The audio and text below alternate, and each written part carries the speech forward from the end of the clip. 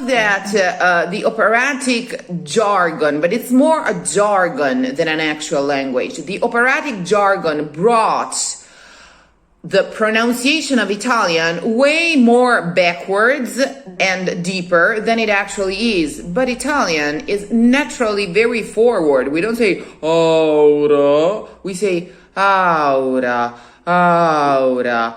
Aura. It's a different balancement between bass and treble. Okay, between the tweeter and the woofer. It's not woofer oriented Italian. It's not even necessarily tweeter oriented, but it's a different equalization of the sound. It's not aura, aura, aura, aura. It's some sort of transparent depth. Transparent depth. That's what it is. It's the depth. It's the depth of the release. It's the depth of the release. The depth of the release but not in a forced way, in a fake way, of an actual release, be it of joy, of surprise, or of sorrow. But it's never it's never made here. Italian is not spoken in the throat. Okay? Unlike German, unlike Russian, unlike other languages. I don't know about Greek because I only have ancient Greek studies. I can only somehow read it, but I don't have it in my ears. Okay? But it's not, Italian is not here, ever. No. Brava, exactly. Very good, both the diction and the legato you applied, okay? Now, even less maneuvers in the mouth.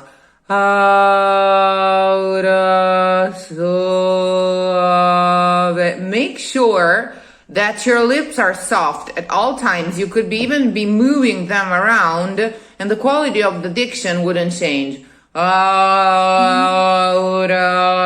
soave di segreti accenti. Okay, so aura suave. So remove this sort of it's not a Doppler effect. I don't know how to call this, but this sort of this is slow motion effect that you gave to your voice. No. Okay. It's not a slow motion. It's a genuine chanting on the most comfortable position. So comfortable that it's the one where you think out loud to yourself. It's the one where you sleep talk. Aura soave di segreti accenti che penetrando per l'orecchie al core. And to this absolutely involuntarily a way to deliver the word, try to apply a professional singing appoggio. So it's not just aura soave, but it's going to be aura soave di segreti accenti che penetrando per l'orecchie al cuore svegliassi laddove dormiva amore. You see what I mean? Yeah. Okay. So don't do this. Just do this, okay? No lips involvement or jaw articulation involvement whatsoever. You're just sleeping, okay? Imagine what your setting would be like if you were actually snoring. When we snore, it is because the soft palate is completely relaxed, so it vibrates at the passing of the air. So,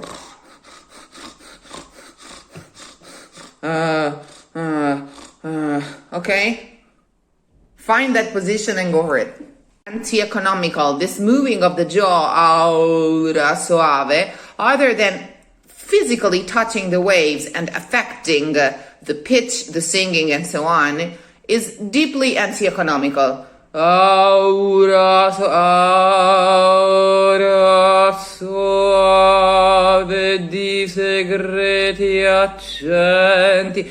When one sees you singing, they must have the impression that the voice is not even coming from you. Not from your mouth, like from you in general, that the voice is just there. Okay? And you are some sort of antenna of radio that is catching a program, and but the transmission comes from. Yeah, and this jaw movement, it takes energy from the support. This is what you mean. Also, now, not only takes energy, but it moves that energy up. Whereas we want to keep the settlement of the instrument away from where the vibration starts, is originated, because any muscular movement around here physically impedes the vibration. So the vibration has to be kept alone, left alone as much as possible. So that's why I'm giving you the appoggio requirement, even for this this sort of speech, okay? Because if you focus on your energy down there, you will be able to leave this part absolutely alone. Try. Okay.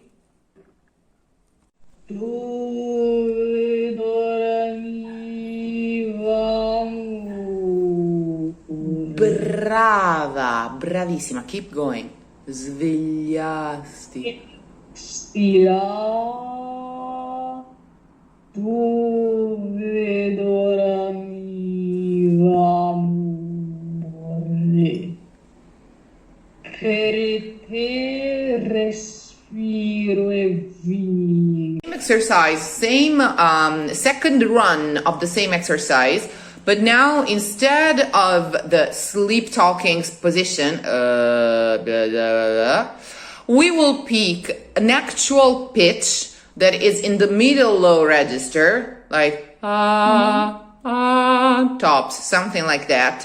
Whatever feels natural. Okay, make a big sigh. Whatever, or make a few and spot an intonation. More than an intonation, you have to polarize the intonation around a certain note, a certain tenor, like in Gregorian, and just do the very same exercise with full appoggio, but instead of the speech, the sleep talking speech, you will use this new chant on this note that you're going to spot. Try. Before we relieved our throat at this level, okay. Now we're gonna try some sort of other relief or surprise. Okay. If previously it was like, I'm so tired, I can't take this anymore, or whatever. Now it's going to be, finally, good.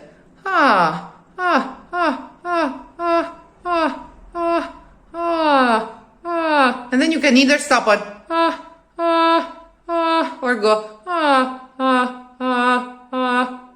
You pick one. You can even do it a bit and a bit on both. Okay, something that relieves and relaxes at some other level.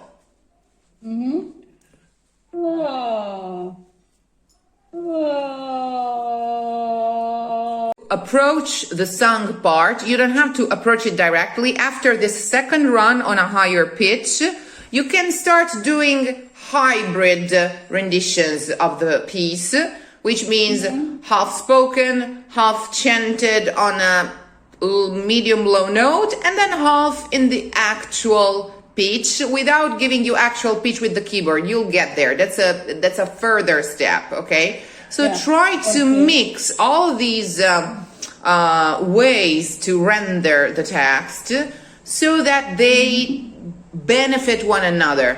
And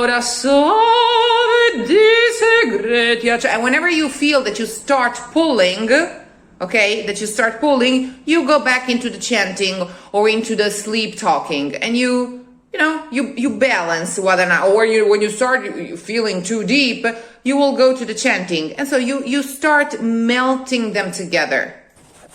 Repetitions that we're doing, other than having the big benefit to you, having the big pro of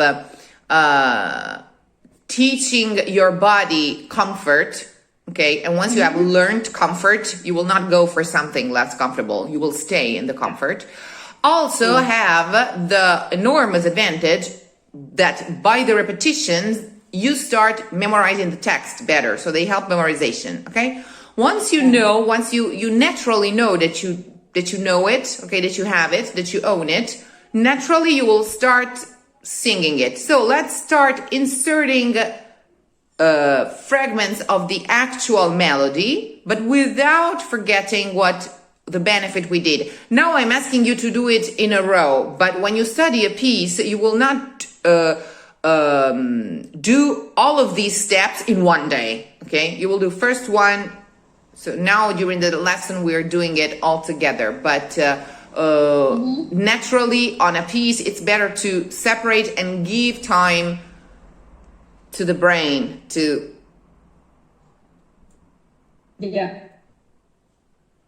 absorb information.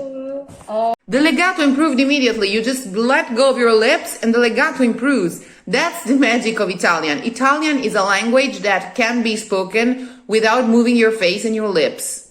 That's why it developed such a good legato, like the Milky Way, you know, the stars, the shining of the stars melts into looking like one thing.